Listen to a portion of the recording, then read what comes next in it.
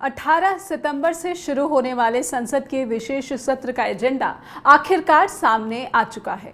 केंद्र सरकार ने बुधवार देर शाम जानकारी दी कि 5 दिनों के इस विशेष सत्र में संसद की 75 वर्षों की यात्रा पर चर्चा की जाएगी। संसद की उपलब्धियां, अनुभव और स्मरण योग्य पलों पर चर्चा होगी। इसके साथ ही मोदी सरकार 4 बिल पेश करने वाली है, लेकिन ना तो ये यूसीसी है, ना ही महिला आरक्षण है, ना ही वन नेशन वन इलेक्शन। एक बात ये भी स्पष्ट कर दी गई है कि जो बिल लिस्ट किए गए हैं ये महज टेंटेटिव लिस्ट में शामिल है, यानी कि केंद्र के पाले से कुछ और भी निकलकर सामने आ सकता है। कांग्रेस के नेता जयराम रमेश ने ये आशंका जताई है। जयराम रमेश का आरोप है कि सरकार आखिरी पल तक छिपाने की कोशिश कर रही है और पर्दे के पीछे असल में कुछ और ही है। नमस्कार, आप देख रहे हैं जस हिंदी टीवी। मेरा नाम है नेहा शुक्ला। स्ट्रेट टॉक के सभी दर्शकों का बहुत बहुत स्वागत है। आज के अपने सीधे संवाद में आगे बढ़ने से पहले हम जस हिंदी की तरफ से श्रद्धांजलि देना चाहते हैं भारतीय सुरक्षा बलों के उन वीर जवानों को जिन्होंने भारत माता की रक्षा में जान कुर्बान कर दी। 19 राष्ट्रीय राइफल्स के commanding officer colonel Manpreet Singh, major Ashish Dhonchak और जम्मू कश्मीर पुलिस के डीएसपी हुमायूं भट्ट शहीद हो गए। मनप्रीत मोहाली के, मेजर आशीष पानीपत के और भट्ट कश्मीर के बड़गाम के रहने वाले थे। लश्कर-ए-तैयबा से जुड़े प्रतिबंधित रेजिस्टेंट फ्रंट ने इस हमले की जिम्मेदारी ली है। लोकसभा और राज्यसभा के बुलेटिन जारी होने के बाद अब ये कयास लगने लगे हैं कि सरकार का एजेंडा इस ओर इशारा करता है कि संसद का विशेष सत्र पुरानी बिल्डिंग से नई बिल्डिंग में शिफ्ट होने के लिए बुलाया गया है। कुछ सवाल हैं जो कि एजेंडा जो सामने किया है मोदी सरकार ने, उसके बाद भी सामने उठ रहे हैं। और ये सवाल क्या है, अपने टीवी स्क्रीन पर नजर डालिए। ये सवाल हैं, नई संसद में जाने के लिए क्या ये विशेष सत्र बुलाया गया है, क्योंकि नवंबर तक इंतजार किया जा सकता था, लेकिन ऐसा हुआ नहीं। पर्दे के पीछे क्या कोई बड़ा विधेयक है जो आखिरी पल में सामने आएगा, जैसा कि कांग्रेस आरोप लगा रही है। विशेष सत्र पर केंद्र की जानकारी, क्या सोनिया गांधी की पीएम को लिखी चिट्ठी का असर है, जैसा कि कांग्रेस दावा कर रही है। सीईसी की नियुक्ति वाला जो विधेयक लाया जा रहा है विशेष सत्र के दौरान, आम चुनाव पर क्या ये केंद्र की रणनीति का किसी तरह से संकेत दे रही है, ये भी एक सवाल पूछे जा सकते हैं और इस पर हम अपने जो विशेषज्ञ हैं उनसे समझने की कोशिश करेंगे। दर्शकों से उनका परिचय करवाते हैं और उनका स्वागत भी करते हैं। हमारे साथ वरिष्ठ पत्रकार जुड़ चुके हैं, आलोक भदौरिया जी। आलोक सर, बहुत बहुत स्वागत करती हूँ मैं आपका स्ट्रेट टॉक में। और हमारे साथ जुड़ चुके हैं कांग्रेस के प्रवक्ता हैं शान खान सूरत से। शान जी, आपका भी बहुत बहुत स्वागत है स्ट्रेट टॉक में।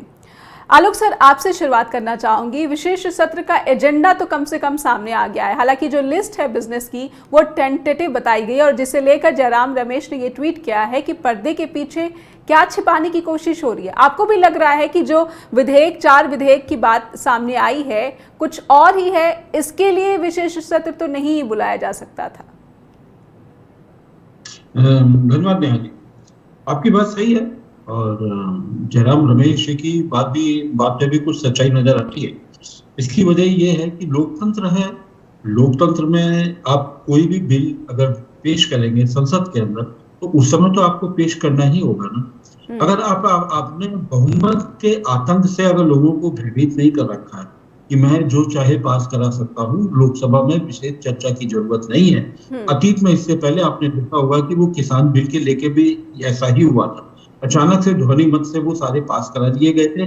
बहस कैसी हुई थी, किस स्तर की बहस हुई थी, ये आप जानते हैं। संसद के अंदर कानून बनाने की प्रक्रिया, आप कोई भी बिल पेश करते हैं तो उसके ऊपर एक संसद का काम ही यही है कि वो बिलों के हर पहलू पर खास चर्चा करे। अगर वो चर्चा पूरी नहीं कर पाता है तो वो प्रवर समिति को भेजता है बिल को। इसलिए भेजता है ताकि अगर उस बिल बनाने में अगर कोई कमियां रह जाती हैं या किसी पहलू पर अगर ध्यान नहीं जाता है तो वो प्रवर समिति होती है, स्टैंडिंग कमेटी, वो उसको देखती है, उछालती है और कोई चीज छूट जाती है तो वो उसमें जोड़ देती है जी। दूसरा हिस्सा ये होता है कि हमारे जो लोकसभा के और राज्यसभा के हैं वो अपने संशोधन भी पेश करते हैं। तो मुझे नहीं लगता कि ये तो एक अजीब तरीके की मानसिकता दिखती है, इसमें परिपक्वता कम दिखती है। अगर आप बहुमत से अगर नहीं डराना चाहते हैं, अगर आप पूरे आपके डीएनए में अगर वो लोकतंत्र है, मदर ऑफ डेमोक्रेसी है, तो मुझे लगता है कि आप कितने दिन छुपा लें। 18 तारीख भी तो आएगी ना, 19 तारीख भी तो आएगी जी। अब लोगों को पेश तो करेंगे ना, लोग संशोधन तो उसमें देंगे ना, लोग उसमें बहस करेंगे ना। भाई आप अपने बहुमत के आधार पर यही तो करेंगे ना, आप स्टैंडिंग कमेटी को नहीं भेजेंगे, जी। आप अपना हाथ उठाकर ये ध्वनि मत से पास करा लेंगे। तो लेकिन ऐसे कानूनों का बहुत ज्यादा असर नहीं होता। आपने किसानों का भी आपने कानून पास करा लिया था, तो उसका क्या असर हुआ? आपको अंततः सैकड़ों किसानों की शहादत के बाद में आपको उसको वापस तो लेना ही पड़ा था ना। अगर आप देशहित में कोई कदम उठा रहे हैं तो उसको छुपाने का कोई मतलब नहीं है। लोगों को तैयार करने का मौका दीजिए कि लोग अपने बिल के बारे में, सारे प्रावधान के बारे में अच्छे तरीके से बात कर लें और उसको ताकि उसके क्रियान्वयन में कोई दिक्कत नहीं है। जब वो लोकसभा और राज्यसभा से दोनों से जब वो पास हो तो ऐसा पुख्ता बिल हो कि उसमें संशोधन की आवश्यकता न पड़े। ये तो हो गया इसका विधायी स्वरूप। लेकिन अब विधायी स्वरूप से तो काम चल नहीं रहा। अभी आपने जैसे कहा कि मुख्य इलेक्शन कमीशन का या इलेक्शन कमीशन के उनके कार्यकाल और उनके अधिकारों के बारे में, तो सवाल ये है कि इसके बारे में एक विपक्ष उसको निशाना जरूर बना रहा है। लेकिन अगर आप सुप्रीम कोर्ट के अगर उस जो टिप्पणी को अगर देखें जो हमारे माननीय मुख्य न्यायाधीश ने की थी सर्वोच्च न्यायालय की, उनकी ये टिप्पणी थी कि जब इसमें लीडर ऑफ अपोजिशन और प्रधानमंत्री और सीजेआई होंगे, सुप्रीम कोर्ट की चीफ जस्टिस होंगे, जो उस पैनल का गठन किया जाएगा, लेकिन ये व्यवस्था तब तक रहेगी जब तक कि संसद में कोई कानून नहीं बन जाता। ये उसमें शब्द थे। अब इन्होंने ये किया है कि अब इन्होंने कानून संसद में बना दिया। अब सवाल है कि वो कानून कितना उचित है या नहीं उचित है, इस पर बहस होनी है। क्योंकि अगर आपने वहां पर जो सीजीआई को हटाकर आपने एक कैबिनेट मिनिस्टर को रख दिया है, और कैबिनेट मिनिस्टर का चयन अब जाहिर सी बात है कि वो लीडर ऑफ ऑपोजिशन तो करेगा नहीं, वो तो प्रधानमंत्री के ही करेंगे कैबिनेट मिनिस्टर का चयन। और कैबिनेट मिनिस्टर की जो हालत है या कहीं भी जो भी हालत रहती है, वो ऐसा लगता नहीं कि वो प्रधानमंत्री से असहमति दिखाएंगे। किसी दौर में तो दिखा भी सकते थे, इस दौर में तो दिखाना बड़ा मुश्किल लगता है, मुझे तो नहीं लगता। तो जाहिर सी बात है कि अगर सरकार का पलड़ा भारी है तो सरकार के पक्ष में ही चीफ इलेक्शन मतलब इलेक्शन कमीशन की जो निष्पक्षता है और जो संवैधानिक जो उसका जो वो दायित्व है उसको निभाने में निश्चित तौर पर दिक्कत आएगी। क्योंकि इसमें सरकार की दखल से या सरकार की इच्छा, अगर सरकार किसी को नियुक्त कर रही है तो उसकी इच्छा की अनदेखी वो कितनी कर सकता है, ये भी एक बड़ा देखने वाली बात है। तो इसलिए मुझे नहीं लगता है कि इनको क्यों छुपाया गया, ये वास्तव में रहस्य है। अब क्या अचानक से कोई निकल करके आएगा, अब ये इसके बारे में तो सिर्फ कयास ही लगाए जा रहे हैं। और लोकतंत्र में कयास तो मेरे ख्याल से जब संसद का मामला है तो बहस के लिए वो मुद्दे सामने कर दिए जाने चाहिए। ये लोकतांत्रिक होने का प्रमाण भी देता है। जी, शान खान हमारे साथ बने हुए कांग्रेस के प्रवक्ता हैं। एक दिन पहले ही दिल्ली में शरद पवार के घर पे जिस तरह से मीटिंग हुई है आपकी इंडिया अलायंस की समन्वय समिति की, और इसमें मुझे लगता है कि सत्र के एजेंडे पर भी ज़रूर चर्चा हुई होगी। शान, मैं आपसे समझना चाहती हूँ कि आपका ये दावा, आपकी पार्टी का ये दावा है कि सोनिया गांधी ने जो पीएम मोदी को चिट्ठी लिखी थी उसका अब आखिरकार कुछ असर दिख रहा है। लेकिन अगर ये असर दिखना होता तो शायद प्रधानमंत्री स्वयं चिट्ठी का जवाब देते, लेकिन सोनिया गांधी की चिट्ठी का जवाब तो प्रहलाद जोशी ने दिया है, और जिस भाषा में दिया है इस पर भी कई आलोचनाएं उनके भाषा को लेकर दी जा चुकी है, की जा चुकी है। शान, देखिए नेहा जी, भाजपा के सर पे सत्ता की सनक सवार हो चुकी है और मोदी जी और इनकी पूरी सरकार अहंकार से भरी हुई है। ये विपक्ष से किसी भी प्रश्न का उत्तर नहीं देना चाहते, किसी भी तरीके से लोकतांत्रिक नहीं बनना चाहते हैं। इनका काम है सनसनी फैलाना, भ्रम फैलाना और एन केन प्रकार से कैसे भी जनता का ध्यान असल मुद्दों से भटकाना। लोकतंत्र में विपक्ष को यह अधिकार है, जनता को यह अधिकार है कि संसद में सरकार क्या करने जा रही है, क्यों विशेष सत्र बुला रही है, सरकार को स्पष्टीकरण देना चाहिए। किंतु आज तख्त पे जो प्रधानमंत्री बैठा है वो अपने आप को प्रधानमंत्री न समझकर बल्कि राजा महाराजा समझ रहा है। वो तो विपक्ष के प्रश्नों का उत्तर देना भी सही नहीं समझता। तो कहीं ना कहीं जो ये घटिया मानसिकता है, जो नियत में जो खराबी है ना, उसके कारण ये तमाम चीजें हो रही हैं। जैसे भी हमारे विश्लेषक ने अच्छी बात कही कि किस प्रकार से जो सर्वोच्च न्यायालय ने टिप्पणी की थी कि केंद्र सरकार चुनाव आयोग के मुख्य चुनाव अधिकारी और चुनाव अधिकारी की नियुक्ति न करे, बल्कि सर्वोच्च न्यायालय के मुख्य न्यायाधीश, नेता विपक्ष और प्रधानमंत्री के एक पैनल बने, वो नाम सुझाए और राष्ट्रपति महोदया उसको अनुमोदन देकर नियुक्ति दे। किंतु अब जब मोदी सरकार उसको पलटने का काम कर रही है तो मोदी सरकार विधेयक जो ला रही है उसमें मोदी जी को अध्यक्ष यानी प्रधानमंत्री को उस पैनल का अध्यक्ष बना रही है, एक कैबिनेट मंत्री और एक विपक्ष का नेता होगा। तो सीधी सी बात है, कैबिनेट मंत्री और प्रधानमंत्री मिलकर पूरा खेल करेंगे। तो कहीं ना कहीं भाजपा की नीयत ही खराब है, ये चुनाव को प्रभावित करना, जनमत को प्रभावित करना और केन प्रकार से गद्दी पर बैठे रहने की जो नीयत है वो साफ दिखाई देती है। और भाजपा सत्ता की सनक में देश को गलत दिशा में ले जा रही, बस मैं इतना कहना चाहूंगा। तो क्या आप भी ये मानते हैं कि ये टेंटेटिव शब्द जानबूझकर इसमें रखा गया है? हाँ, ये बात तो सही है, क्योंकि जब भी आप संसद का विशेष सत्र बुलाते हैं तो आप ये मान करके चलिए कि पूरे देश भर में, पूरे भारत में कुछ मौकों पर ही विशेष सत्र बुलाया गया और उन सत्र में विशेष घोषणाएं हुई थी। हाल फिलहाल ये एक विशेष सत्र जो बुलाया गया था वो जीएसटी के क्रियान्वयन को लेकर था, जीएसटी को लागू करने के बारे में। अब याद करिए, उस समय वो रात में संसद बुलाई गई थी और रात में वो लाइट से पूरी की पूरी जगमग कर दी गई थी जी। तो जाहिर सी बात है कि ऐसा कुछ ना कुछ तो बड़ा होने वाला है। अब सवाल ये है कि अब इसमें पतंग कितनी उड़ाई जाए, क्योंकि इस सरकार के बारे में कहा जाता है वहां पे एक को मालूम होता है, ज्यादा से ज्यादा दूसरे व्यक्ति को मालूम होता है, एक दूसरे शक्तिशाली मंत्री को मालूम होता है, बाकी तो किसी को कुछ पता ही नहीं होता है सरकार के बारे में, तो ये कहा जाता है। अब कितनी इसमें सच्चाई है ये तो मेरे ख्याल से इसको बताने की कोई जरूरत नहीं है, ना इसकी छानबीन की जरूरत है। वो इसलिए नहीं जरूरत है क्योंकि मैं तो इसलिए भी कहता हूँ चूंकि एक ही व्यक्ति सारे के सारी झंडे भी फहराते हैं, सारे उद्घाटन करते हैं बेचारे, क्योंकि बाकी कोई मंत्री कुछ करता ही नहीं है, पता नहीं क्या करता है बाकी मंत्री, पढ़ते भी हैं अपना डिपार्टमेंट में या नहीं करते हैं। इसलिए मान के चल रहे हैं कि कुछ ना कुछ तो होना चाहिए और विशेष तो बुलाया ही इसलिए जाता। केवल मुझे नहीं लगता है कि वो जो अमृत काल के लिए कोई जो नई संसद है, भाई नई संसद में तो पेंगोल की स्थापना पहले ही हो चुकी है। वो चोल वंश के वहां के वो तमिलनाडु के ब्राह्मण बुला लिए गए थे, उन लोगों ने पूजा भी कर ली थी। और जैसे कि आपके दूसरे पैनलिस्ट कह रहे थे कि वो राजा महाराजा समझते हैं, तो उन्होंने पेंगोल तो भाई राजशाही का ही प्रतीक है, वो पेंगोल तो स्थापित भी हो गया वहां पे अखंड भारत का एक नक्शा भी स्थापित हो गया। ये अलग बात है कि नेपाल ने उस पर विरोध जाहिर किया था, तो उसको बताया गया था कि प्रतीकात्मक था, तो चीजें तो वो सारी हो ही चुकी हैं। इसलिए ये कहना कि वो कि सत्र में, हाँ अब केवल सत्र में एक औपचारिकता बची है बैठने की, बाकी पूजा पाठ पेंगोल एंगोल सब तो लग ही चुका है, तो कुछ उसमें है ही नहीं। एक दो बार उद्घाटन भी हो चुका है, उसके जो सिंह है जो द्वार में लगे हैं उनका भी उद्घाटन हो चुका है। अब बचा क्या है? अब वही एक बात हो जाती है, अब इवेंट के लिए कुछ चाहिए होगा, तो मेरे ख्याल से वो एक बढ़िया इवेंट तो बनता ही है, बनना भी चाहिए। देश को उत्सव धर्मी देश है, उत्सव तो अभी G20 भी किसी कम बड़े उत्सव से तो था नहीं सर, काफ़ी उसकी प्रशंसा भी हुई और पूरी दुनिया में भी दुनिया के जो राष्ट्र प्रमुख है वो भी प्रशंसा कर रहे हैं, बल्कि कल बीजेपी ने भी सम्मानित किया अपने नेता को।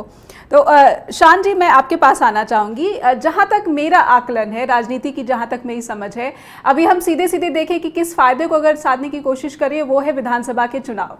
तो क्या ये विधानसभा के चुनाव के जो है मुद्दे हैं उसको प्रभावित करने की एक कोशिश है, या फिर अपना नैरेटिव सेट करने की कोशिश है कि वो नवंबर तक इंतजार नहीं कर पा रही थी मोदी सरकार और इसीलिए विशेष सत्र आयोजित किया गया है ताकि अपनी उपलब्धियां और किस तरह से विकास की गाड़ी वो तेजी से आगे बढ़ा रही है इसके बारे में जनता के सामने परोसा जा सके?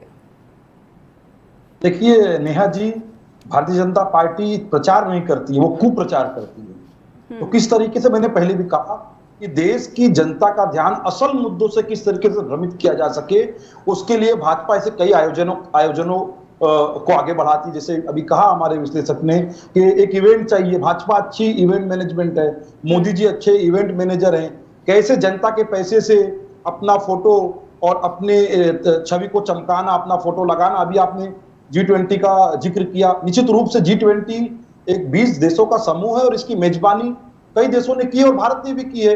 और भारत के वो नेता जिन्होंने स्वतंत्रता के बाद भारत की बागडोर संभाली, उन्होंने भारत की विदेश नीति को इतना मजबूत बना के रखा है कि आज हर देश भारत से जुड़कर रहना चाहता है, क्योंकि भारत वैश्विक पटल पे भारत ने अपनी पहचान बनाई थी। नेहरू जी हो, वो शास्त्री जी हो, इंदिरा जी हो, जितने भी प्रधानमंत्री आए।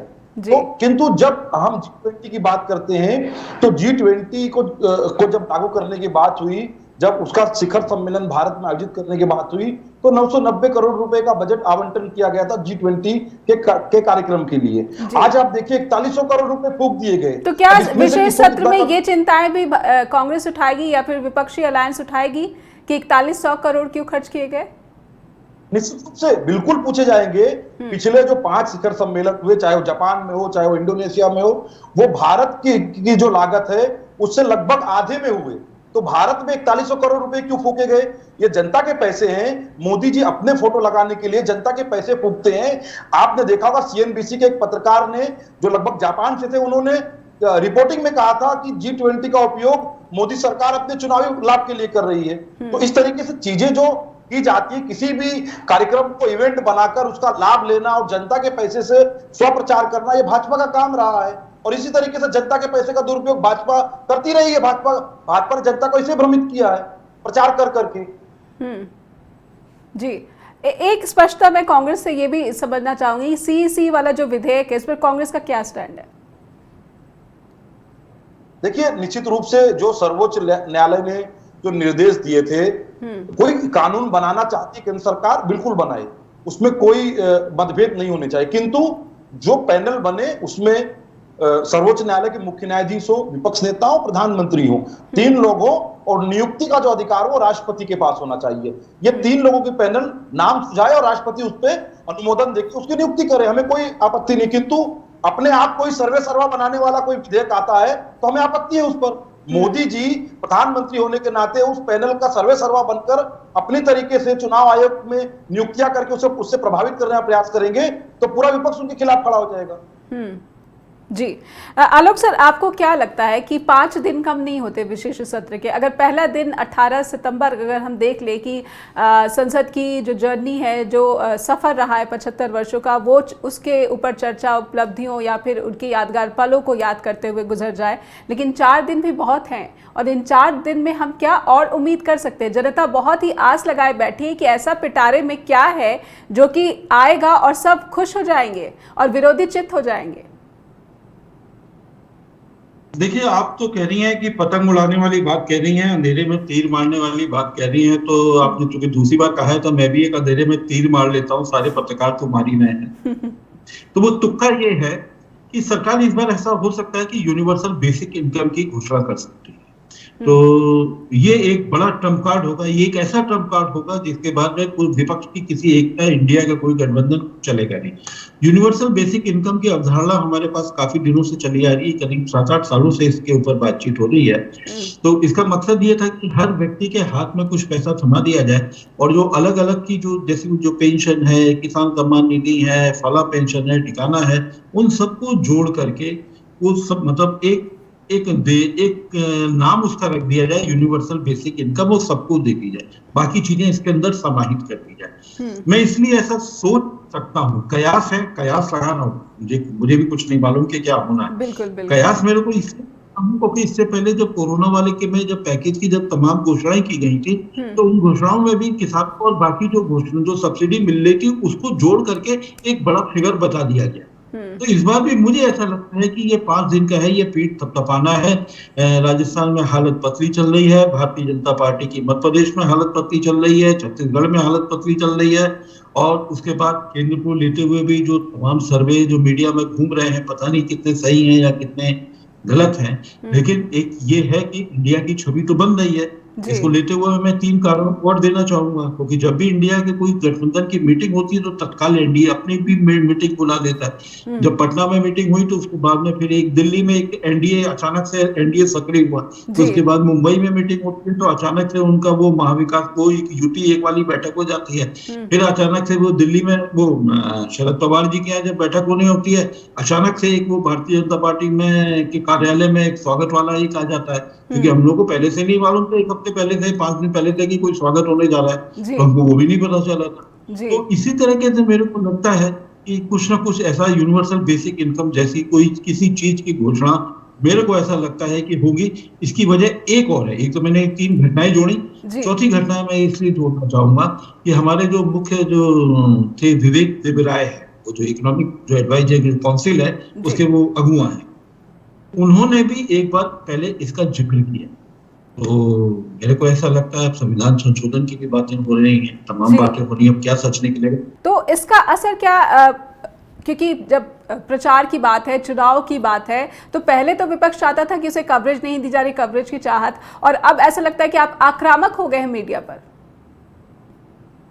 देखिए नेहा जी, मीडिया पर नहीं बल्कि गोदी मीडिया कह सकते हैं। जिस प्रकार से गोदी मीडिया में कुछ पत्रकार दलाल बनकर बैठे हुए हैं और वो जनता का ध्यान असल मुद्दों से भ्रमित करके नफरती डिबेट करते हैं और नफरती चिंटुओं को बुलाकर देश में युवाओं का ध्यान जो है गलत दिशा में भ्रमित कर रहे, जिससे हमारी युवा पीढ़ी को बहुत नुकसान हो रहा है। और पूरे देश को चाहिए कि ऐसे नफरती चिंटुओं का खुलकर सामूहिक बहिष्कार करके, क्योंकि इन्होंने जो नफरत परोसी है उसी का परिणाम है कि आज हमारे देश में अभी कुछ दिनों पहले ही उत्तर प्रदेश के मुजफ्फरनगर से एक जो वीडियो आई थी, कितनी शर्मनाक वीडियो थी कि एक शिक्षिका एक मुस्लिम बच्चे को पिटवा रही थी गैर मुस्लिम बच्चों से। तो ऐसी जो घटनाएं होती है वो कहीं ना कहीं जो मीडिया में नफरती चिंटू बैठे हैं, जो गोदी मीडिया के पत्रकार बैठे हैं, वो नफरत परोसते हैं। उनका काम महंगाई, बेरोजगारी जैसे मुद्दों पर डिबेट करना नहीं, बल्कि कोई ना कोई उन्मादी और धार्मिक मुद्दा उठा लेंगे और उसमें दो चार नफरती चिंटू बुला लेंगे और वहां पर नफरती डिबेट कराएंगे। तो ऐसे लोगों का बहिष्कार करना बहुत आवश्यक है, ये देश हित में है। इसीलिए हमने तय किया है जितने भी ऐसे नफरती पत्रकार हैं जो देश की जनता को और देश के युवाओं को भ्रमित कर रहे हैं, भारतीय जनता पार्टी के पास अब कहने के लिए कुछ नहीं बचा है।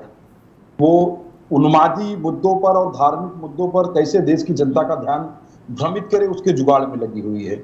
और रही बात सनातन धर्म, हिंदू, तो कोई भी व्यक्ति किसी धर्म को खत्म नहीं कर सकता। ये व्यक्ति की अपनी हो सकता है, उसका भ्रम हो, उसकी अपनी एक गलत फहमी हो, वरना किसी भी धर्म को कोई एक व्यक्ति खत्म नहीं कर सकता। तो जिस तरीके से भारतीय जनता पार्टी कह रही है कि ये खत्म करना चाहते हैं, हिंदू खतरे में है, इनके पास अब ऐसी बातों के अलावा कुछ बचा ही नहीं कहने के लिए। ना इन्होंने रोजगार दिया, ना इन्होंने महंगाई कम की, इन्होंने ना तो देश का विकास किया। तो ऐसे मुद्दों के सहारे अपनी वैतरणी पार करना चाह रहे हैं। जब भाजपा के सहयोगी और भाजपा के नेता हिंदू धर्म के खिलाफ बयान देते हैं, तब मोदी जी क्यों मौन धारण कर लेते हैं? तब मोदी जी के मुंह से क्यों नहीं कुछ निकलता? अभी जो उत्तर प्रदेश में भाजपा के सहयोगी है संजय निषाद, उन्होंने कितना शर्मनाक बयान दिया था कुछ दिनों पहले। उन्होंने राम जी के जन्म पर ही टिप्पणी कर दी थी और उनके पिता कौन है उस पर टिप्पणी कर दी थी। बहुत शर्मनाक बयान था, मैं वो बयान दोहरा नहीं सकता, इतना शर्मनाक बयान था। तब मोदी जी कहां पर थे? अभी गुजरात के जो राज्यपाल थे, उन्होंने कहा था हिंदू धर्म से ज्यादा ढोंगी कोई धर्म नहीं है। तब मोदी जी कहां थे? तो ऐसे बयान तो भाजपा के नेता भी दे चुके हैं कई बार, जहां पर हिंदुओं के खिलाफ बयान दिए गए हैं। तब मोदी जी क्यों नहीं कुछ बोलते? ऐसे जो भी बयान है कांग्रेस पार्टी के किसी भी नेता ने नहीं दिए हैं। जिसने भी दिए हैं उनकी अपनी व्यक्तिगत राय हो सकती है। हम किसी भी धर्म के खिलाफ किसी भी बयान का ना तो समर्थन करते हैं, ना हम अपने नेता को कभी इस तरीके का बयान देने के लिए कोई स्वतंत्रता देते हैं। जी आलोक सर, अगर आप मुझे सुन पा रहे तो मैं आपसे समझना चाहती हूँ कि बहुत सारे मुद्दे जो है या फिर आरोप है उसके साये में विशेष सत्र बुलाया जा रहा है और उससे पहले मीटिंग, सर्वदलीय बैठक भी बुलाई है प्रहलाद जोशी ने। क्या लग रहा है कि ये जो बैठक होगी इसमें कुछ मुद्दों पर सहमति भी निकल कर आ सकती है? हम अगर सिर्फ नकारात्मक बातों की तरफ ना जाए, कुछ सकारात्मक हम उम्मीद कर सकते हैं कि सर्वदलीय बैठक में सामने आ पाएगा?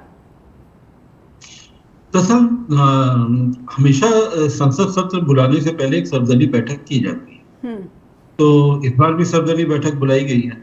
अब उसमें देखना है कि सर्वदलीय बैठक में सरकार की तरफ से कौन बैठते हैं, क्या प्रधानमंत्री सर्वदलीय बैठक में होंगे या नहीं होंगे, ये भी एक बड़ा सवाल है।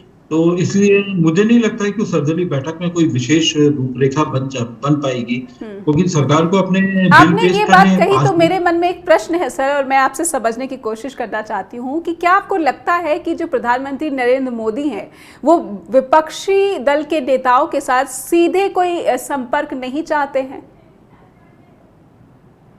नहीं, बात ये नहीं कि सीधे संपर्क चाहते हैं। बात ये है कि उनके पास जो बहुमत का जो आंकड़ा है, इतना बड़ा आंकड़ा है, तो उसमें से वो असहमति के स्वर सुनना ही नहीं चाहते। क्योंकि जब सोनिया गांधी पीएम को चिट्ठी लिखती हैं और जवाब प्रहलाद जोशी देते हैं, और फिर जैसा हमने बार बार देखा है कि जब भी सरकार का वर्जन प्रस्तुत करना होता है तो प्रधानमंत्री सामने नहीं आते, बल्कि हमने मानसून सत्र में भी देखा कि अमित शाह ने कहा कि मैं विपक्ष के हर सवाल का जवाब दूंगा, लेकिन प्रधानमंत्री नहीं बोलेंगे। कहीं ना कहीं जिस बात की मैं शंका जता रही हूँ कि वो सीधे सीधे विपक्ष के नेताओं से संपर्क नहीं रखना चाहते।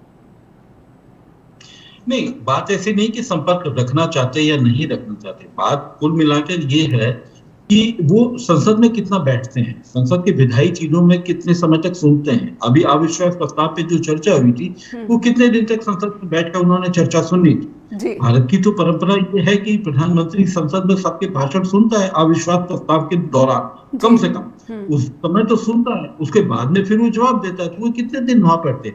ज्यादातर अब तक जो देखा गया है उसमें ये धारणा बनती है, ये अवधारणा बनती है कि प्रधानमंत्री जब भी आते हैं संसद में अपना बयान देने और बोलने ही आते हैं, यानी वो किसी को संबोधित कर रहे होते हैं।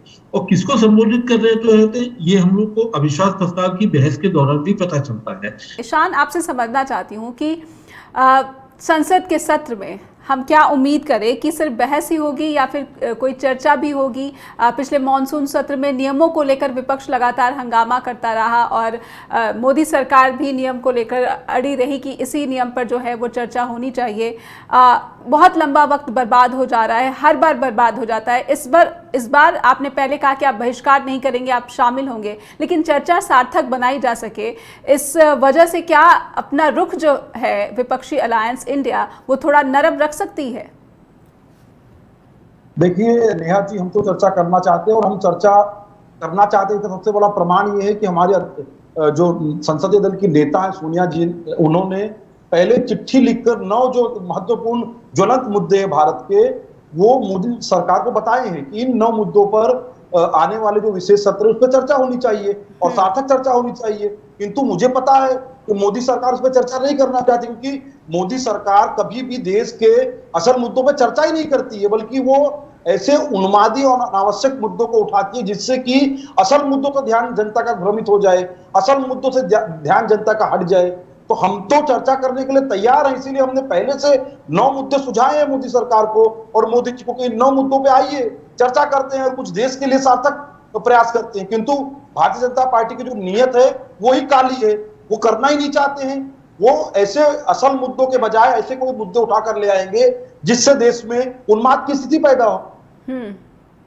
जी आलोक सर, मैं आपसे समझना चाहती हूँ कि बहुत शोर हुआ कि महिला आरक्षण बिल आएगा, 1 नेशन 1 इलेक्शन होगा, कमेटी भी गठित कर दी गई और ये भी लगने लगा था कि अब शायद उस कमेटी की जो रिपोर्ट आएगी उसका प्रस्ताव पेश कर दिया जाएगा, लेकिन उस टेंटेटिव लिस्ट में ये शामिल नहीं है। तो क्या इनमें से जो जिनकी चर्चाएं थी, जो अफवाहें थी, इनमें से कोई विधेयक हो सकता है जो टेंटेटिव लिस्ट में शामिल हो सकता है? आलोक सर, मुश्किल लग रहा है, ऐसा लग नहीं रहा, क्योंकि 1 नेशन 1 वाले 1 नेशन 1 इलेक्शन वाले में अवधारणा में बहुत सारे पेच है, उसको लागू करना वास्तव में बहुत मुश्किल है। और जो यूनिफॉर्म सिविल कोड की जो बातचीत चल रही है, ये भी आप समझिए कि बदले के छत्ते में हाथ ढालने जैसा है, क्योंकि ये पेंडोरा बॉक्स खुलेगा। जब भी आप यूनिफॉर्म सिविल कोड की बात करते हैं तो आपको ऐसा लगता है कि भारतीय जनता पार्टी केवल ये मुस्लिमों के खिलाफ ये पेश कर रही है, जबकि ऐसा नहीं है। उसमें एक सबसे बड़ा प्रॉपर्टी सक्सेशन का बहुत बड़ा मामला है। प्रॉपर्टी सक्सेशन में क्या आपके उत्तर प्रदेश या हिंदी पट्टी के लोग क्या अपनी लड़कियों को भी उतना ही देना चाहेंगे जितना लड़कों को देना चाहते हैं? ये संपत्ति बहुत बड़ी है, निकाल वाला बहुत बड़ा सवाल है। मुझे नहीं लगता कि इसमें बहुत मुश्किल है। और दूसरा एक आदिवासी वाला फैक्टर है, वो भी बहुत मुश्किल है। तो मुझे नहीं लगता कि ये यूनिफॉर्म सिविल कोड ला पाएंगे। हाँ, यूनिफॉर्म सिविल कोड को इसलिए हो सकता है कि वहां पर पेश करके छोड़ दें, जिस तरीके से सीएए में इन्होंने अभी तक कोई कानून नहीं बनाया, अभी तक नहीं बनाया, संसद में पास करा के छोड़ दिया।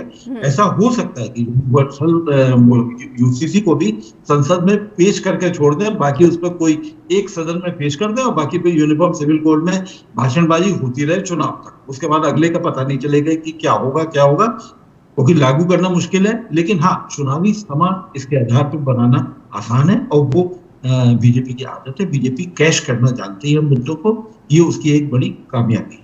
बिल्कुल। शान, मैं आपसे समझना चाहती हूँ कि जो तमाम सियासी दल होते हैं उनका एक पॉलिटिकल कैलेंडर सेट होता है पहले से ही। G20 के बाद बीजेपी को पता था कि उसने विशेष सत्र का आयोजन किया है, तो उसे किस तरह से कहाँ पर अपनी एनर्जी लगानी है। आपका जो पॉलिटिकल कैलेंडर है, मैं समझना चाहती हूँ कि आपने एक दिन पहले ही कहा कि आप कुछ चुनिंदा एंकर्स और चैनल्स का बहिष्कार करने वाले हैं और विशेष सत्र के बारे में कोई खास जो है रणनीति का आपने यहाँ पर, आपकी तरफ से भी पारदर्शिता की कमी मैं समझना चाहती हूँ कि क्या खास रणनीति है? उन्हीं 9 मुद्दों पर टिके रहेंगे? देखिए, हमारी रणनीति सबके सामने है। पहले भी मैंने कहा कि जो 9 ज्वलंत मुद्दे हैं वो हमने लिखित में मोदी जी को दे दिए हैं। उस पर आइए एक एक करके चर्चा करेंगे, सार्थक बहस होगी और जिस तरीके से सरकार की विफलताएं रही हैं, जिस तरीके से आज महंगाई के कारण गरीब की और मध्यम वर्ग की कमर टूट चुकी है, जिस तरीके से आज बेरोजगारी के कारण युवा आत्महत्या कर रहा है, डिग्रियां लेके दर बदर ठोकरें खा रहा है, जिस तरीके से जातिगत जनगणना आज देश की एक आवश्यकता बन चुकी है, उस पर चर्चा कीजिए, उसको लागू कीजिए। जो देश के मुद्दे हैं, जो देश के कमजोर समाज और सबसे अंतिम पंक्ति में खड़ा हुआ नागरिक है, उसके हित के मुद्दे, उस पर चर्चा कीजिए ना। विपक्ष गठबंधन और कांग्रेस पार्टी दोनों की एक ही रणनीति है कि जनता से जुड़े मुद्दों पर बहस हो, संघर्ष हो और सरकार की ईंट से ईंट बजाई जाए। और आने वाला जो सत्र होगा उसमें हमारी संख्या देखिए, भले हम संख्या में हो सकता है कम हो, बहुमत भाजपा के पास हो, किंतु हम पूरी शक्ति पूरी ऊर्जा के साथ जनता की लड़ाई सदन में लड़ेंगे। जी, इसमें मणिपुर का मुद्दा आपकी प्रमुखता में शामिल रहेगा, प्राथमिकता में रहेगा, टॉप पे रहेगा, क्योंकि मणिपुर पर अब जो भी स्टेटमेंट आनी चाहिए विपक्षी अलायंस की तरफ से वो शायद अब कम हो गई है, पहले से उतनी आक्रामकता नजर नहीं आती। नहीं, मणिपुर एक बड़ा मुद्दा है। आज भी मणिपुर के मुख्यमंत्री अपनी कुर्सी पे बने हुए हैं। भारतीय जनता पार्टी के निकम्मेपन और उनकी बेशर्मी का सबसे जीता जागता उदाहरण मणिपुर है। किस प्रकार से भाजपा की कुचेष्टा, इनके कुकर्मों और इनके निकम्मेपन के कारण पूरा मणिपुर जो एक सुंदर प्रदेश था भारत का, वो जल उठा और कोई जवाबदेही, कोई जिम्मेदारी अब तक नहीं तय हो पाई है। वहां के मुख्यमंत्री बिल्कुल असंवेदनशील उत्तर देते हैं। वहां के मुख्यमंत्री को कोई प्रदेश के जनता के प्रति कोई जवाबदेही नहीं है, किंतु फिर भी आज वो पद पे बने हुए हैं। भारतीय जनता पार्टी उत्तर देगी कि भाई क्यों पद पे बने हुए। कोई दूसरा प्रदेश होता तो अभी तक राष्ट्रपति शासन लागू कर दिया होता भाजपा ने। जी आलोक सर, मैं समझना चाहूंगी कि मोनू मानेसर को गिरफ्तार कर जिस तरह से हरियाणा पुलिस ने किया है, तो जो आरोप एक तरफा कार्रवाई के लगते रहे हैं बीजेपी पे, तो इस आरोपों से ये बिल्कुल अलग एक्शन है। तो क्या विपक्ष को ये चुप कराने की कोशिश थी या फिर वाकई में जो है इंसाफ किया जा रहा है हरियाणा की तरफ से, और कोई स्ट्रैटेजी दिखती है आपको इसके पीछे? मुझे लगता है कि जनमानस में जो भारतीय जनता पार्टी के जो काम ना करने के कारण जो छवि बन रही थी, कहना चाहिए कि ढीला ढाला हीला हवाली करने वाली जो छवि बन रही थी, उस छवि को तोड़ने की एक कोशिश है। इसी के लिए ये किया गया है कि छवि में थोड़ा सा एक परिवर्तन आए।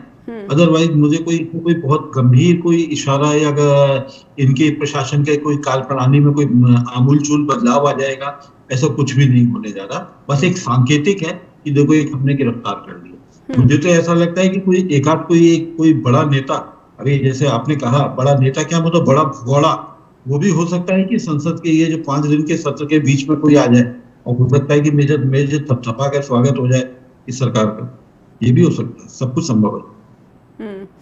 बिल्कुल, बहुत कुछ संभव है जब कुछ भी पारदर्शिता की कमी होती है, जहाँ पर भी वहाँ पे कुछ अटकलें बहुत लगती हैं, और जब अटकलें लगती हैं तो फिर जनता वहाँ पर कंफ्यूज हो जाती है। शान, मैं आपसे समझना चाहती हूँ कि इस वक्त जो भारत की जनता है वो कंफ्यूज है, चुनाव का मौसम है और जनता को स्पष्टता दिलाना विपक्ष की बहुत बड़ी जिम्मेदारी हो जाती है। अगर आपको मीडिया कवरेज नहीं दे रहा है तो फिर आपकी क्या रणनीति है कि जनता आपकी बातें समझ पाए? आप तो सीधे सीधे बायकॉट करके हट जाना चाहते हैं। देखिए नेहा जी, जनता बिल्कुल भी कंफ्यूज नहीं है। जनता को क्या करना है कर्नाटका में जनता ने बता दिया, हिमाचल प्रदेश की जनता ने बता दिया, और आगे मध्य प्रदेश, राजस्थान, छत्तीसगढ़ में भी जनता बताएगी कि जनता क्या करना चाहती है। जनता बिल्कुल भी कंफ्यूज नहीं है। जनता भाजपा का बोरिया बिस्तरा बांधने के लिए तैयार है बिल्कुल। अब आपने कहा कि मीडिया दिखाता, हम क्या करें? संक्षेप में जी, मीडिया हमको नहीं दिखाता, इसलिए तो हम स्वयं जनता के बीच चले गए थे। भारत जोड़ो यात्रा उसका सबसे बड़ा उदाहरण, कन्याकुमारी से लेके कश्मीर तक। वो तो राहुल गांधी कर रहे हैं ना, वो तो राहुल गांधी कर रहे हैं। पूरी पार्टी क्या कर रही है? जी, राहुल जी के साथ पूरी कांग्रेस पार्टी खड़ी थी, और भारत जोड़ो यात्रा 2 भी जब शुरू होगी तो पूरी कांग्रेस पार्टी, एक एक कार्यकर्ता भारत जोड़ो यात्रा 2 में रहेगा, और नफरत के खिलाफ एक प्रेम और सद्भाव की जो भावनाएं पूरे देश में फैलेगी। बहुत बहुत धन्यवाद करना चाहूंगी आपका भी, और आलोक सर आपका भी, कि आप आए और विशेष सत्र को लेकर जो सवाल बने हुए हैं, जो अटकलों का बाजार बना हुआ है, कांग्रेस के जो सवाल है, अलायंस इंडिया के जो सवाल हैं, उन सवालों को लेकर क्या दिखेगी तस्वीर 18 सितंबर के बाद से, क्योंकि 18 सितंबर को तो ये स्पष्ट है कि संसद की उपलब्धियों पर ही चर्चा की जाएगी, लेकिन उसके बाद की तस्वीर संसद के भीतर से क्या आएगी, नई संसद में जब जाएंगे तो उसका नज़ारा क्या होगा, क्योंकि जो संसद के कर्मचारी हैं उनकी भी ड्रेस बदली जा चुकी है। बहुत कुछ छिपाने की कोशिश की जा रही है नए और आलीशान और भव्यता के पीछे, लेकिन ये क्या है सच्चाई जनता को पता है। और आपका कोई सवाल है स्ट्रेट टॉक से जुड़ा हुआ या फिर कोई फीडबैक है, शिकायत भी है, तो आप info@justbroadcasting.com पर अपना ईमेल भेजकर अपनी प्रतिक्रिया व्यक्त कर सकते हैं। neha@justbroadcasting.com पर भी मुझे आपके फीडबैक का हर रोज़ इंतज़ार रहता है। अपना ध्यान रखिए, फिर होगी मुलाकात। धन्यवाद।